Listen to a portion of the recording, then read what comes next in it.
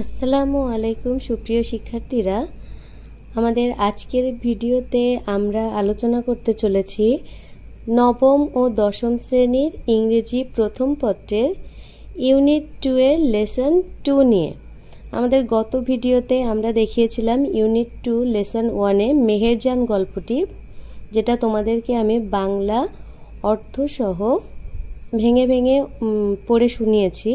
তো আজকের ভিডিওতে আমরা লেসন 2 এ এনভায়রনমেন্টাল পলিউশন অর্থ কি পরিবেশ দূষণ নামক যে প্যাসেজটা আছে এটা আমরা বাংলা অর্থসহ তোমাদের কাছে পড়ে শোনাবো।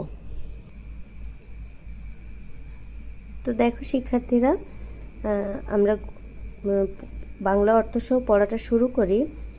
Bangladesh is now in the grip of all sorts of pollution.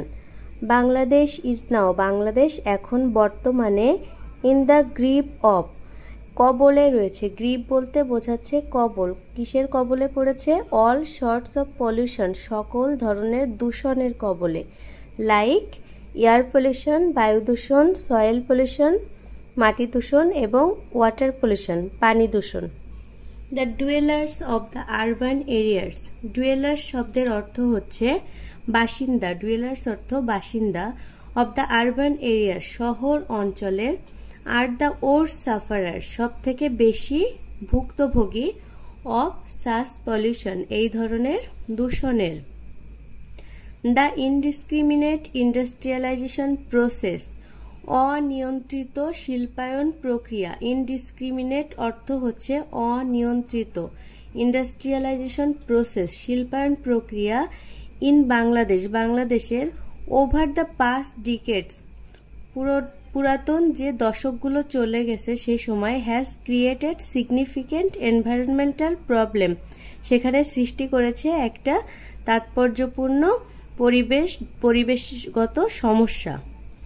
We will now read, আমরা এখন পড়ব about some of the most common type of environmental pollution, কিছু সাধারণ যে পরিবেশ দূষণ ঘটে থাকে সেই সম্পর্কে। And ways of coping with them, কোপ উইথ অর্থ হচ্ছে তাল মিলিয়ে চলা, এবং সেটার সাথে আমরা কিভাবে তাল মিলিয়ে চলতে পারবো, সেটার সাথে কিভাবে আমরা মানিয়ে চলতে পারবো, সেটা আমাদের এই প্যাসেজে আলোচনা করা হয়েছে। তাহলে দেখো, প্রথমে আছে কি এয়ার পলিউশন। এয়ার পলিউশন অর্থ কি?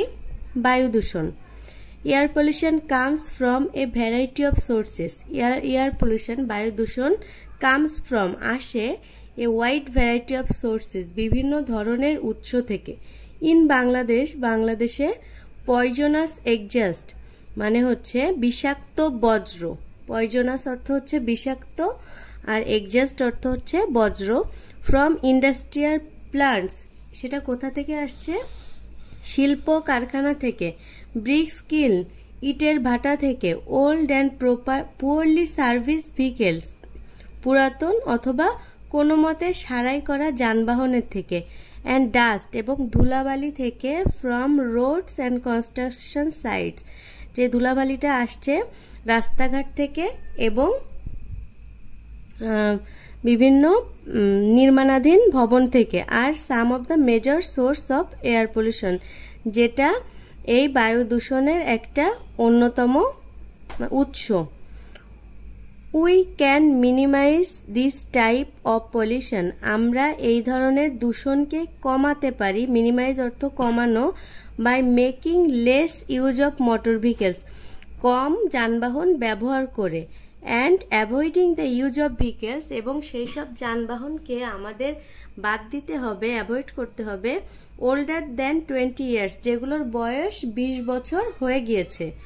We may also use proper lubricants. Lubricants অর্থ হচ্ছে জ্বালানি তেল, আমাদের আরও ব্যবহার করতে হবে সঠিক জ্বালানি তেল। To listen the level of emission and pollutants, কি কমানোর জন্য? লিসেন শব্দের অর্থ হচ্ছে কমানো। দ্য লেভেল অফ ইমিশন, নির্গমনের ধরন। অ্যান্ড পলিউটেন্টস, এবং দূষককে।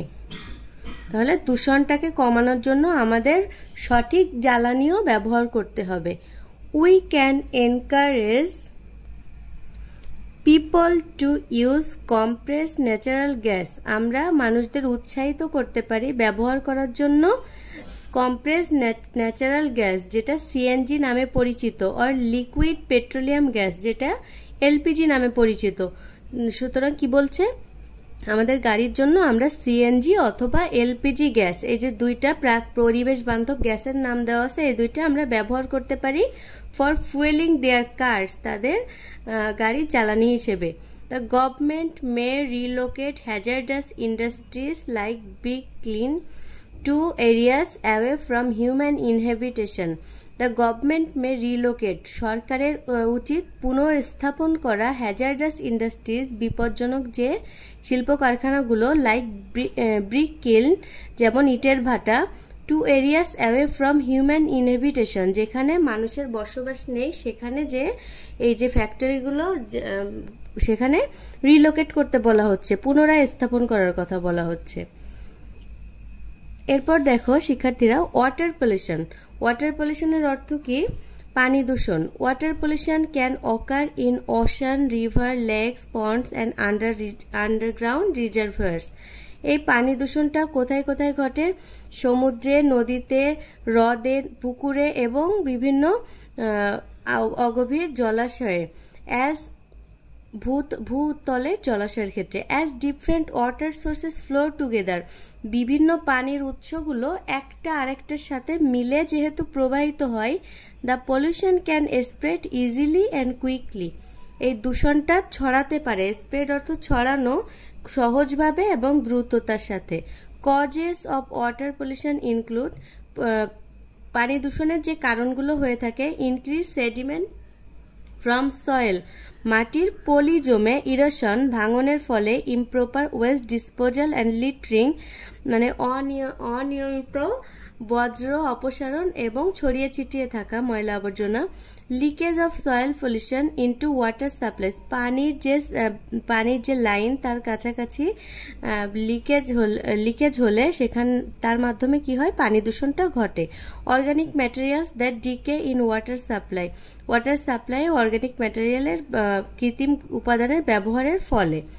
In fact polluting the land means polluting the water, বস্তুত মাটি দূষণ করা মানেই হচ্ছে পানি দূষণ করা। কিভাবে দেখো, throwing away toxic substance on the ground, যদি আমরা একটা বিষাক্ত পদার্থ মাটিতে ফেলি নিয়ার এ ওয়াটার সোর্স, যেখানে কাছাকাছি একটি পানির উৎস আছে, মিন্স এটার অর্থ হচ্ছে it eventually reaches the body of water, এটা একসময় অবশ্যই ওই পানিতে কোনো না কোনোভাবে মিশে যাবে, হয়তো বৃষ্টির মাধ্যমে ওই মাটির ওপর থেকে ময়লাটা পানিতে মিশে গেল। অ্যাজ এ রেজাল্ট, যার ফলে দ্য ওয়াটার ইজ পলিউটেড, পানিটা কি হচ্ছে? দূষিত হচ্ছে। Industrial waste must not be disposed in river or lakes, industrial যে ওয়েস্ট মানে হচ্ছে শিল্প কারখানার যে ময়লাগুলো, এটা কখনোই নিষ্পত্তি করা উচিত নয়। ডিসপোজ অর্থ নিষ্পত্তি করা। ইন রিভার অ্যান্ড লেক, নদী এবং হ্রদে এটা কখনোই ফেলা উচিত নয়। We need to be more careful, আমাদের আরও বেশি সচেতন হতে হবে। About disposing household waste too, গৃহস্থালির বর্জ্য অপসারণের ক্ষেত্রে। Use of pesticides means that when it rains, use of pesticide অর্থ হচ্ছে কীটনাশক ব্যবহার করা বলতে বোঝায় যখন বৃষ্টি হয়। Chemicals use in the lawn or garden, এই যে বাগানে ব্যবহার করা যে কেমিক্যালগুলো, রাসায়নিক পদার্থগুলো, wash into the water bodies, এগুলো ধুয়ে এবার পানির মধ্যে চলে যায়। Therefore we must be aware of the danger of using pesticide, যাই হোক আমাদেরকে এই কীটনাশক ব্যবহারের বিপদ সম্পর্কে সচেতন হতে হবে। As they may pollute our rivers, canals and lake, কারণ এরা আমাদের নদী, খাল এবং হ্রদগুলোকে কি করছে? দূষিত করছে। তো শিক্ষার্থীরা, আজকের ভিডিওতে আমরা এয়ার পলিউশন এবং ওয়াটার পলিউশন সম্পর্কে পড়লাম। পরের ভিডিওতে আমরা সয়েল পলিউশনটা সম্পর্কে জানব। ধন্যবাদ।